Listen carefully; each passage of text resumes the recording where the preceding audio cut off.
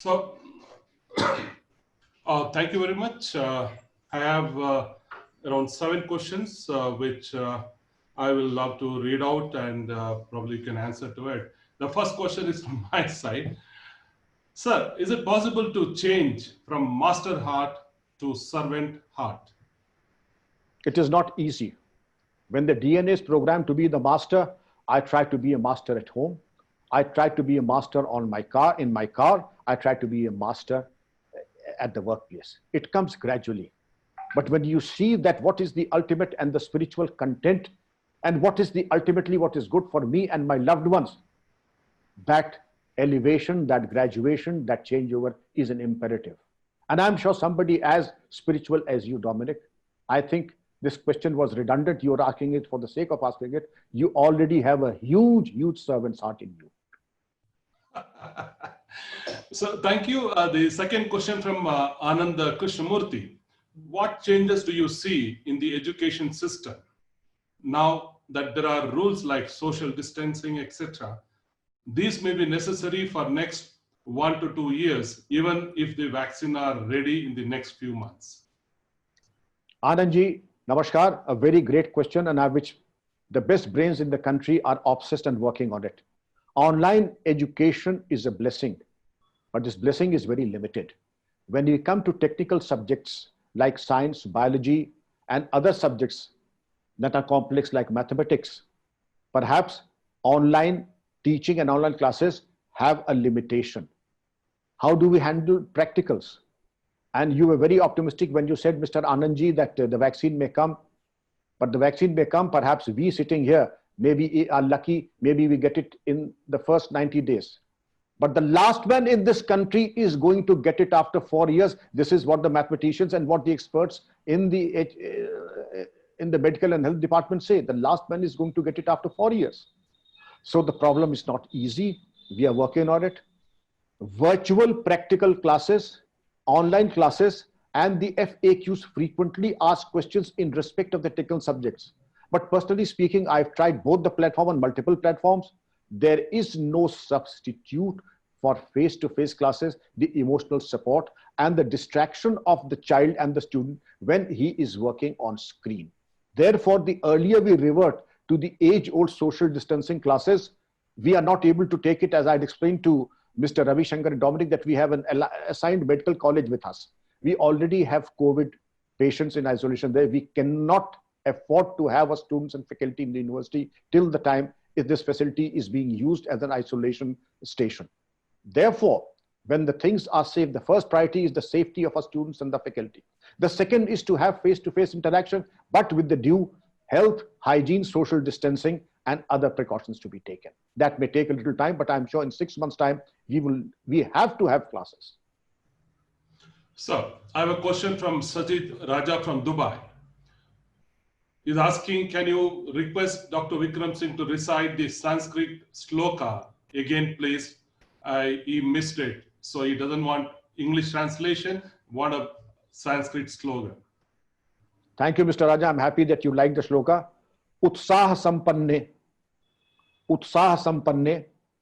adirgha sutram, kriya vidigyam, vyasane asaktam, shuram, dradam, kritagyam cha, Lakshmi sada nivasate. Thank you, sir. The question from Samuel. How do we approach change when it is contra culture? Mr. Samuel, I'm happy that you asked this question. Change is an imperative. By the time this interaction is over, the world is not the same than what it was. The number of COVID-19 deaths would have increased by at least a couple of hundred by this time. Hundreds and thousands of research papers would have come by this time. That would make many of us who are academicians redundant unless we subscribe to be lifelong learners. But a change that is against perceived culture, it is a personal choice, and you asked that. Akbar Allahabadi had once said, "Hum un kitabon ko samajhte hain qable zabti jinko padh ke aulad samajhte hain maa baap ko khapti." Akbar Allahabadi had said, I think that all those books who promote change must be proscribed, because by reading such books, the children feel that their parents and teachers are senile. But it is easier said than done. There have to be adjustments. There are adjustments that I have to make. There are adjustments that my family has to make. There are adjustments that my colleagues have to make. Anything that is legal, but I may not agree with the societal norms, I may not agree. I personally feel that there are a few things that may be very old-fashioned, but I was thinking that a person where he's posted should be an absolute Puritan in his personal life. A definition of a Puritan may vary, but I would stop at that, because I will leave it to you what makes you. Because when I am the father figure of my organization, I would like all my colleagues to understand that he is one person who is absolutely straightforward. Again, I may be doing something that may be legally permissible, but not socially acceptable. I would not go into the detail. A word to the wise is enough. That may be legally permissible, but not socially acceptable. But even then, since it is socially not acceptable, I would not do what is legally permissible, but socially acceptable. I hope I've answered you, Samuel. Again, I would say it is a sensitive topic. I would rather have one-to-one interaction with you. So thank you. The question from Makaran. Please elaborate professional competence. Makaranji, I'm happy you asked this question. There's always a best way of doing everything. When I was the DGP, I arrested a top-grade terrorist. And he said, I challenge you to get out from me what I have in me. I challenge no lie detector in the world can take it out. Okay, that's a challenge to my profession. Then the second thing, the way I can strip and assemble an AK-47, none of your armorers can do it. Now, these are two challenges. One is mental. The other is pertaining to practicals. Okay, you blindfold yourself and I'll blindfold myself. Both are given dummy AK-47s. He did it in 3 minutes plus. I did it in less than 2.5 minutes. As a DGP, I'm not supposed to open and assemble AK-47s. But the professional competence is one that even whatever be the station of your career, you're able to do it better than the person who's expected to do it. And in respect of the biggest challenges that the work may throw at you, that the terrorist is saying, I challenge you to get the information out of me. I'll eat out of my hand and I will become a prover in a court of law. And lo and behold, how we were able to get a signed confession from the terrorist is a matter on record. There's always a best way of doing everything. Again, when it comes to your field, Mr. Samuel, if you are an IT expert, then you need to know the latest advances in technology. Because my degree of BTech or MTech becomes redundant and obsolete in about 5 years. That degree doesn't take me very far. Therefore, I have to upgrade and be a lifelong learner and to have the best practices universal, and they should be on my fingertips. The difference between mediocrity and excellence is, if you ask me a periodic definition of the periodic table, I'm sorry, I'm using the definition of chemistry. If I'm an average student, you ask me, what is the definition of periodic table? I'll go periodic table, maybe, then I'll start fumbling for words and things. But if I'm an outstanding student, you ask me, define the periodic table. And I would say, without batting, the physical and chemical properties of elements are the periodic functions of their atomic number. So this is the difference between mediocrity and excellence. Thank you, sir. The question from Ravi Shankar Balasubramanian. Integrity is not there in India at present, both with educated and uneducated persons. Do you think it will change in future? And is there any way forward for this to change, as persons with honesty and integrity are affected due to the actions of majority of corrupt people? A very poignant question, Mr. Ravi Shankar, in respect of integrity. I have seen so much of the world. When I joined 1974, there were more honest, I would say, more honest constables, head constables, sub-inspectors than there are senior officers today. It has been my proud privilege to work with constables, head constables, sub-inspectors who are more honest than many of the senior-most officers today. The subculture and the ecosystem of dishonesty make hay while the sun shines. Means justify the ends, ends justify the means. This system of cutting corners was not there. I may win or lose, but I will never bow my head and cut corners to achieve success. I remember my parents telling me, the day you take a shortcut in life or be involved, don't come back home. My mother said, my father, of course, was a man of very few words, don't come back home. I'll presume that I did not have a son.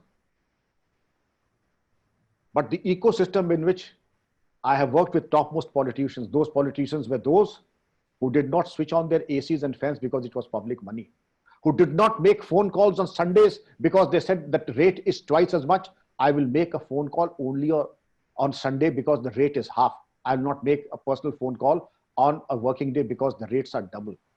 I have seen chief ministers and cabinet ministers giving so much of respect to probity and honesty. Lal Bahadur Shastri is on record that when he resigned as the railway minister, did not have dal. He either had dal, then no vegetable, or vegetable, then no dal. Even a Gram Pradhan is richer today than the former railway minister. A block pramukh and an MLA MP, I would not take into account.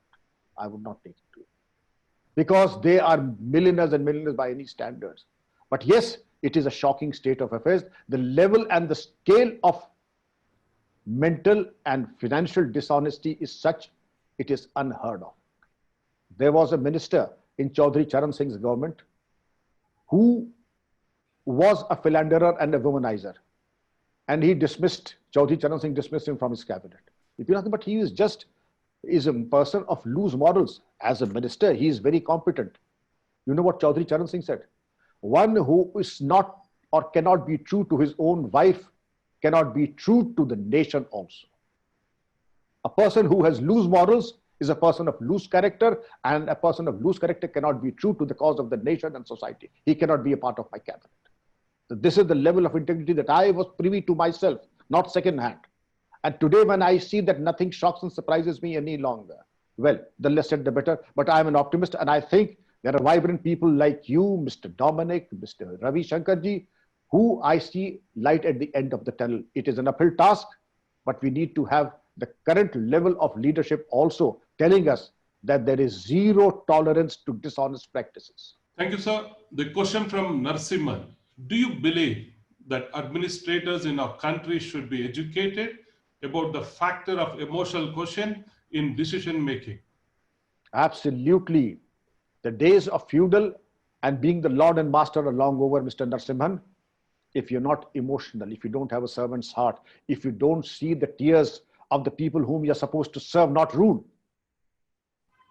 Our salaries come from the blood, toil, sweat, and tears. They are our lord and master.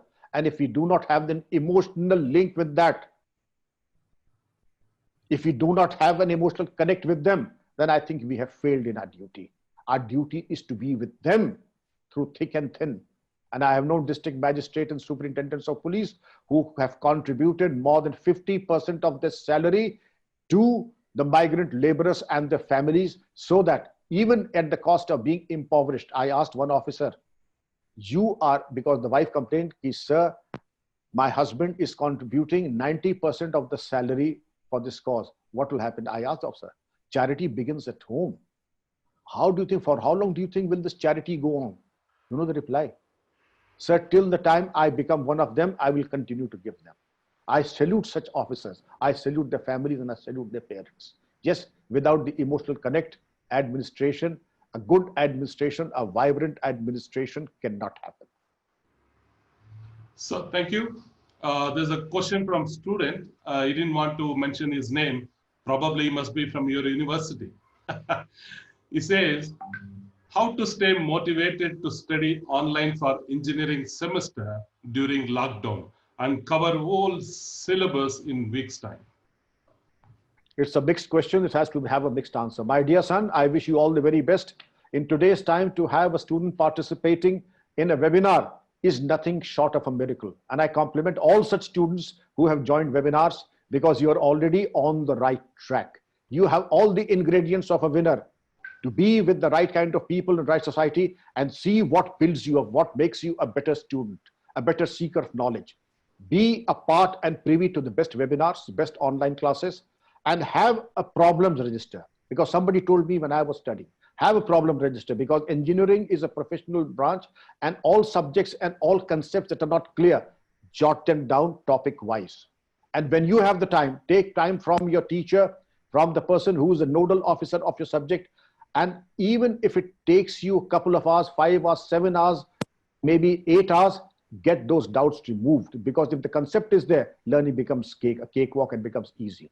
And when the learning becomes easy, then you can complete your subject by the hand of, in the library, online classes, removal of doubts, and making your own notes. Go to the YouTube, see how note-taking also is an art, as the Princeton University note-taking tips. Make your notes. Let that be a file. And when you pass out, those notes can be reduced in the book form and will sell like hotcakes. Thank you, sir. Wonderful message. Here is a question from Ramesh Burania. Slow changes, gradual changes is easily adopted, but abrupt changes is difficult to cope. So how to deal with it? I think you should be very mentally alert, physically alert, and spiritually alert for these small changes. There is nothing like a neutral gear in life. Either I go up or I go down. And every act that I do, attending a webinar, you had a choice of not attending it. You attended it. You also had a choice of not asking a question. You asked the question, and a very relevant one at that. So the changes that are perceptible and imperceptible, when I talked, I gave a hint that this lockdown has given very subtle changes in the psychosomatic material. Many of us have become harsh.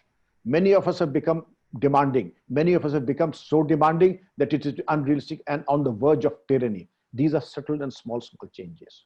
There's an old story of a frog who was put into cold water and on a moderate flame. The change was so slight and moderate that the frog did not realize that the changes are so minor that at the end of the day, the water started boiling and the frog got boiled. The frog was not aware of the minor changes, and in the process, he perished because of these small changes. The small changes that affect us negatively need to be addressed. And I'm sure you are sensitive enough to identify, to see the fault lines in your near vicinity. They are the ones to be alert about. I'm sure you would be very aware of the malignant influence that the social media has. The television model for losers, the television model for making us losers, and the social media platform of giving us digital dementia. I would go on and on, but you are a man, and the survivor in battle is one who's able to gauge from his professional experience and success where the minefields are and navigate his way to security and safety. Himself, his loved ones, and those who are behind him. Here is a request from a well-known social worker by name Krishna Prasad. He says, "Sir, at testing times when police department is working as a front warriors, really risking themselves for the sake of citizens, what is that one encouraging message you would like to give to them, which will make them feel better, motivated? In fact, you may be aware that our Bangalore City Police Commissioner is doing wonderful job, and what could be one encouraging word that you will give it to these policemen?" Men in khaki, the nation is proud of you. You have done the nation and the uniform proud. I salute you, I salute your parents, and I salute your training. And congratulations, Krishna Prasad ji, for putting up one question about which I am very emotional about. My namaste and Jai Hind to Police Commissioner Bangalore as well. So, here is a question from Dr. Preeti Rekha Goswami. What could be done with these 12% of people who were suffering from mental disturbances in this pandemic situation? Dr. Goswami, a very relevant question, and I think all of us need to address that. Mental health is of prime concern. And the first thing that the government need to do, and the IT cells, that the spread of negative news and this media bombardment of negative news, hospital mismanagement, and other things should not exceed 5 minutes in a day. If everybody, 99% of the day, is giving us negative news, rest assured that negative is going to impact us even more negatively. Therefore, there is thinking that such negative news should not find more than statistical presence or a 5-minute presence in the news broadcast. Today, they have 99.9% in spite of the disturbances and the Indo-China border. But the mismanagement, the deaths, the other negative news have a 99% presence in the news. That should go. Then the mental health records. The disturbing cases of, we should know that it is not something that you can fault a person with. Any person who has the first sign of a thought of harming himself or herself need to see a friend, a philosopher, or a guide, or take medical help. That is what the requirement is. People also should at large feel that they need to be sympathetic. Today it may be somebody else, tomorrow it may be me, tomorrow it may be anyone. It could be any one of us. Therefore, it is not a laughing matter. It is not something to be made fun of. It is something that comes so naturally in a moment of acute distress. And therefore, there has to be an action plan in respect, both in the police, in the public, in schools, colleges, and universities. Any person who feels that he is disturbed, lack of sleep, change in bowel movements, or a sudden bout of depression, he or she needs to get checked up, have positive people, go into meditation, eat the right kind of foods, take supplements. And I think that person will be fine in just 3 days. That is my guarantee. So, question from Neeraj Sehgal from Delhi. When others can't understand you, what to do and how to explain ourselves to them? Firstly, why should there be a fetish for me to explain it to others? If I'm explaining something like 2 + 2 is equal to 4, that is not rocket science for others to understand. And if I want to explain, then perhaps if there is an infirmity in the way I explain, am I too aggressive? 2 + 2 is equal to 4.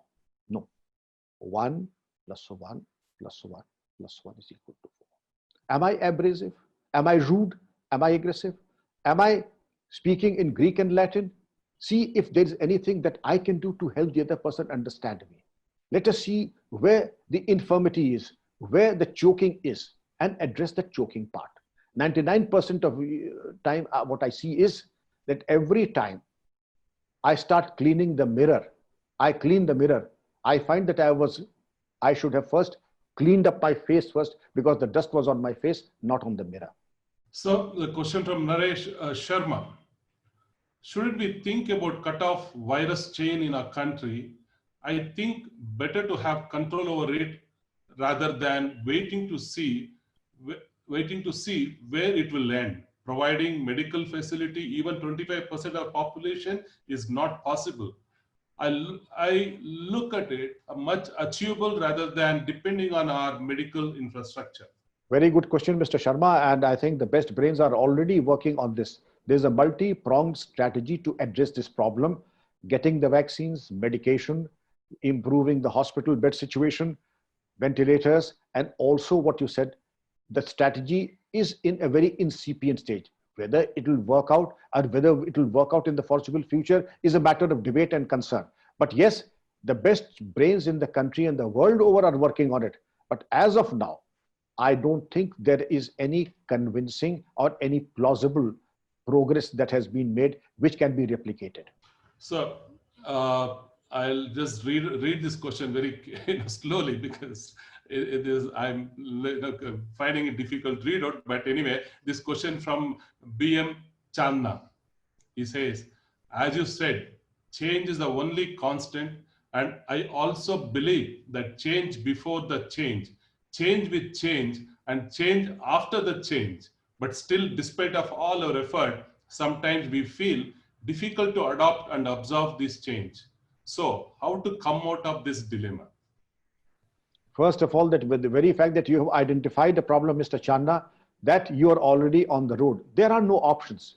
We have to subscribe to the changes and be a part of that mainstream. As Lord Tennyson said, maybe in the 1890s in the Victorian, the old order changeth, giving rise to new. A river is pure that flows, and the sadhu is pure who goes. Therefore, this change and this journey From statics to dynamics, from this journey, from being stationary to change is the rule of life. All stoppage of movement is death. And therefore, if you identify change, all changes are not meant for me.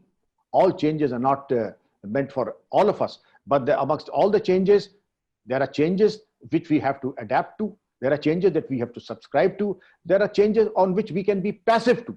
But if there are changes in law, all of us have to respect that. If there are changes in the traffic rules, we all have to subscribe to that. If there are changes in societal norms, we have to respect them. We may not be privy to that, but we have to respect those norms. Therefore, to respect the changes, to respect, do when in Rome, do as the Romans do. So, Mr. Channa, I feel you're on the right track. To subscribe and respect the changes is the first step. Sir, Kuldeep Kale is requesting to repeat Hindi Kavita. Oh, कुछ लोग तुम्हें समझाएंगे, वो तुमको खौफ दिखलाएंगे, जो है वो भी खो सकता है, जो है वो भी खो सकता है, इस राह में रहजन है बहुत, रहजन मीन्स रॉबर्स, इस राह में रहजन है बहुत, कुछ और यहां हो सकता है, कुछ और यहां हो सकता है, कुछ और अक्सर होता रहता है, कुछ और अक्सर होता रहता है, तुम जिस लम्हे में जिंदा हो वो लम्हा तुमसे जिंदा है, ये वक्त नहीं फिर आएगा, ये वक्त नहीं फिर आएगा, तुम अपनी करनी कर गुजरो, जो होगा देखा जाएगा. Wow, wow, wow. So there's a question from Roy Fernandez, Dubai. What is the advice for a young police officer after seeing the negativity against police forces, especially after recent incident in US? Young police officers the world over, God has given you the opportunity to serve humankind. You are blessed, others are not so as blessed. Treat them as God. Treat the people whom you're supposed to serve as God, because they are God. Each soul is potentially divine, and do not miss out on the opportunity of serving God standing in front of you. One. Number two, be like Caesar's wife, beyond reproach, beyond question, beyond doubt. Like Caesar's wife, beyond doubt. Apart from not indulging in anything that is questionable, do not even look at things that are questionable. One, you may be looking at the world with two eyes, but you are looked upon with thousands and lakhs of eyes, and even the smallest infirmity in your character becomes enlarged by many, many lakhs times. Therefore, be a role model and iconic as far as personal honesty, integrity are concerned. So the question from Sudipto, how to overcome mental stress due to lockdown, financial crunches, social distancing, etc. What do you suggest? The problem, Sudipto, you mentioned, all these problems are my problems. All these problems are the problems of Dominic. All these problems are that of Ravi Shankar ji. All these problems that of emperors and the people in the highest positions, magnates who have 7 limousines lined up in their garages. They also have the same problem. Henry David Thoreau had said, leading a life is not a problem, provided you want to lead a simple life. There is enough, Sudipto, for you and me to lead a decent, honest, and a straight life. The very fact that you are in this webinar goes to show that we have enough in our pockets. Yes, I don't have a Rolex, and I don't have a Mercedes, and I don't have a mansion, but I'm none the poorer. I'm second to none, and I don't feel I'm second to none, even if my bank balance is not second, but perhaps it does not compare with anyone.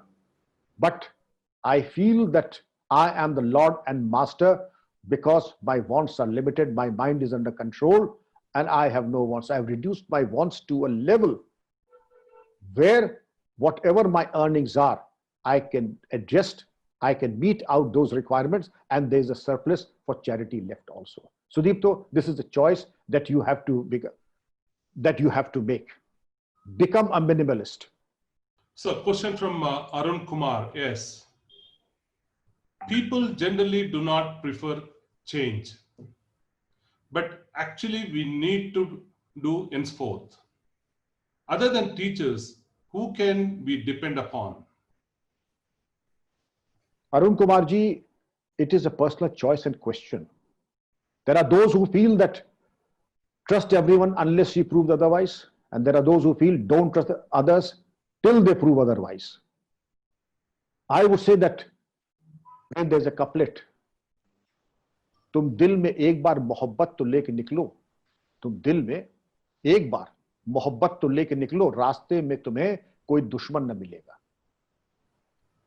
I feel that your teachers, your parents, the best friends that you can have are your teachers, your parents, your brothers, sisters, your immediate family, and the immediate social circles of well-wishers whom you have known for the last few years, whom you can back upon as your friends, philosophers, and guides. Having too many friends, I perhaps am the oldest in this gathering. Very social, meeting almost 300 people every day when I was the DGP or in service, maybe even 400 persons a day. But if you want to ask me my friends, it will be very difficult to touch double figures. Very difficult to touch double figures. The 3 a.m. friends are very difficult to come by, whom you can call at 3 a.m. say, who will take your call and be at your beck and call. Very difficult to have them. But you'd be lucky and fortunate to have even a few of them. Sir, Huma Zaidi is asking, can mastermind and servant heart can make you a good teacher or an officer or a leader? Obviously. Obviously. Yeah. Huma, I must say that you have a very incisive mind. You have said a mastermind. But the mastermind should be within the heart, and the servant's heart should be with the mind, should be more visible. You should be seen to be a person of a father, mother, and a teacher rolled into one, and not vice versa.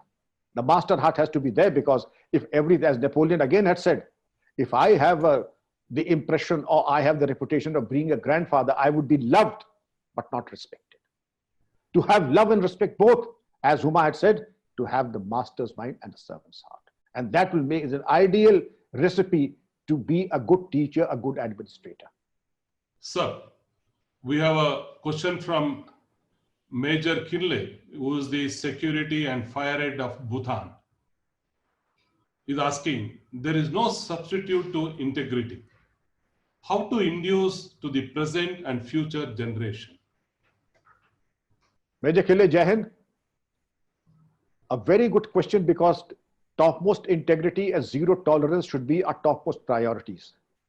What as a leader you do becomes fashionable. Tomorrow, if you decide to start smoking a pipe, rest assured, most of your colleagues, junior colleagues, will start smoking a pipe. If you start reading The Statesman, rest assured, half of the people working with you would be reading the Daily Statesman.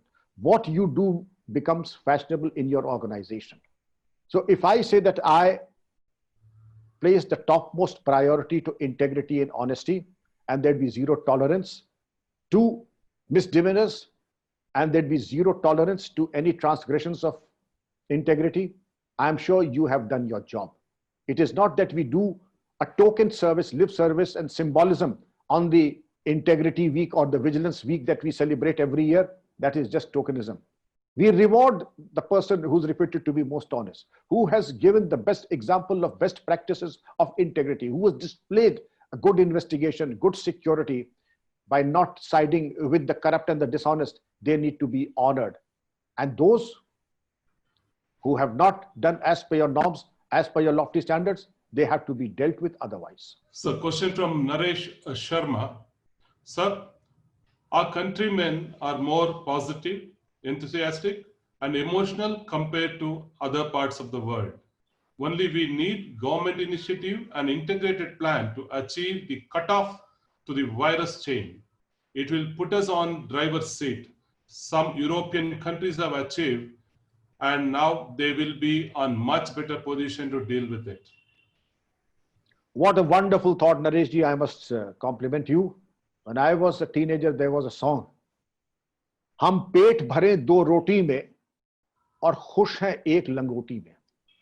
हम पेट भरे दो रोटी में और खुश हैं एक लंगोटी में. This was the level of satisfaction, and since we were contented, we are the happiest, and since we are so happy, we are contented. Yes, We have all the ingredients being the best.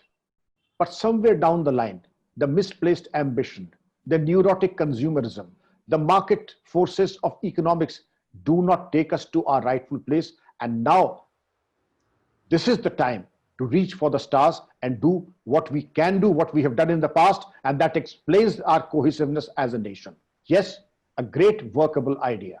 So the question from our friend Gautam Goradia is saying, considering that the police are huge risk these days, and these risks will not get any lesser after they resume their normal duty, as even case of spitting can be hazardous, and one does not know if it is being done deliberately and being used as a tool. Can you suggest what the private sector can do to help protect those who protect us? Gautam ji, namaskar. I'm so happy that you could join in, and such a pleasure, as always, to interact with you. I think you have put a question and you are the answer. You are the solution. A vibrant CCTV network right across will show all such misdemeanors, as was in the case of Kolkata, when somebody spat on an officer in uniform. All such misdemeanors would be recorded, and they're all punishable under sections 269, 270 of the Indian Penal Code, the Epidemics Diseases Act, and also the Disaster Management Act. They and you, I think, are the best person to give this solution, that a wide and a vibrant and a fail-proof, foolproof CCTV coverage network is a solution to the misdemeanors, and therefore a service to our corona warriors in uniform, police men and women who are running the extra mile to safeguard you, me, and all of us. So a question from Delhi, Mr. Gulshan Kurana, one of the expert on fire. He says, what is your suggestions or solution to huge migrating labor, which is going to affect all our ongoing project, and how this can be avoided in the future? This was nothing short of a human tragedy, and I only hope it is never replicated again. There was probably a miscalculation of thought and state governments being at cross purposes, as it happened in northern India. And because they were at cross purposes, there was no planning. I was also privy to the fact, and I, at that point of time, also advised many state governments, look, when a person is moving out with his family, bag and baggage, his loved ones, with not a morsel in his mouth and not a rupee in his pocket, and preparing himself to brave that journey on foot for 1,200 kilometers, and the girl with her ill father on a bike travel from Gurgaon to Bihar, there is no way you can push them back. There is no way, because they have nothing to gain or lose now. The only thing is to do is to give them safe passage and ensure that they are taken, quarantined, and then rehabilitated at the place of residence. I only hear because industry is going to come around. Industry is going to start. Industry will start, if maybe not today, then maybe after 20 days. But industry, it is not an option. It is a compulsion for the nation. Industry will start. Then you have to take them either by special train, that is the most viable, because when they were taken ultimately on trucks and buses, that was not a very workable solution. These migrants were fleeced by the truck and the bus drivers under one pretext or the other. They were harassed at one naka or the other. The only way to do it is by special trains. Let us have an action plan ready. It is perfectly doable, and I'm sure we'll be able to do it, Mr. Khurana. So I'm going to take only 3 more questions. There are a lot of questions, but I will just pick the best 3 questions that will be useful to the audience here. The question is from Gopala Krishnan. How to eradicate negative thoughts and always be positive in whatever the situation may be? I wish I could have elaborated upon a single negative thought. If Mr. Dominic tells me today that you are good for nothing, and since Mr. Dominic, I take him as a well-wisher, say that he said you are good for nothing. To obliterate that one single negative thought, I have to have 17 positive affirmations. This is what the psychoanalyst of Harvard University have said. Firstly, be in the company of positive people. Be in the company of positive books. Do not allow any negative thought to enter, but it's easier said than done. If you have a negative thought, have thinking and have a 15-minute session with yourself, the best person on the planet, that is yourself, and say that you are a winner. You can do it. God's mercy is always by your side. You are being blessed by your parents, your well-wishers, and you will always be successful. You are a winner. You can do it. Have these positive affirmations. When you do something difficult, just say, that was easy. When you do something, don't say it was, my God, it was so difficult. Say that was easy. There's a positive way of looking at everything and reacting to everything. Please take that too. Nothing, it was always good to be positive, but in today's times, it is a part of your survival kit to be positive. Sir, the question from Sriram Chennai. Do you feel change and evolve are the same? If not, what is the difference between these? Change and evolve have different connotations and different scope in meaning. Change means something that comes and is thrust upon us. Evolve also is on autopilot mode. I can change, I can decide to evolve myself on my own, or that evolution has been thrust upon me. Change is something that has to do something with an ecosystem or the surrounding or an environment. Evolution, my personal evolution, a lot has to do with me, my personal efforts, and also that of my peer group. And therefore, they have a different scope and a different meaning. Evolution is something personal and change is something that is universal. So the last question of the day, question from Ishwant Rajaratnam, a consultant from Bangalore. The market situation has put us all into bad dilemma. But as an owner, we have been able to manage the team. However, without the market opening, the situation being so bad has affected a lot of entrepreneurs. How do we overcome to manage to inform the teammates the situation faced by the company without them losing the job? Mr. Ratnam, I think this is the situation not only with you, but with me, Mr. Dominic, Mr. Ravi Shankar, and everybody sitting in this webinar, and all persons anywhere in the world. We need not live in an illusion. As a head of the, if you're head of the company or as a head of the family, all of us have a right to know and a need to know what is the financial health and what is the financial sustainability of the company. It is always good to be straightforward. Tough times do not last, but tough people do. When the going gets tough, the tough get going. Of course, we are faced by confrontation. When we say, when the going gets tough, there are some who turn up their noses. There are those who turn up their sleeves. And there's a third case who don't turn up at all. So let us see that everybody at home, if you are a head of a family and there's a cash crunch, if you're head of a company, there's a cash crunch, everybody has a right to know and a need to know. It's always good to be straightforward because there are certain drastic adjustments that will have to be made. And those adjustments once made, I think everybody's job to chip in and understand the situation that we are all in. And we have to respect that and see what course correction that can be taken. And all of us are going in for course correction and adjustment. So thank you very much. It's a 1 hour 46 minutes from the time we started.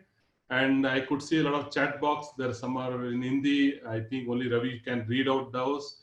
I ended my questions to you, sir. Over to Ravi. Thank you, Dominic. Thank you, Dominic. Thank you, Dr. Vikram Singh, for your enlightening talk on the subject of the day, conquer the challenge of change. I think you brought out some very valuable points that I'm just once again mentioning some of those that I very quickly noted off.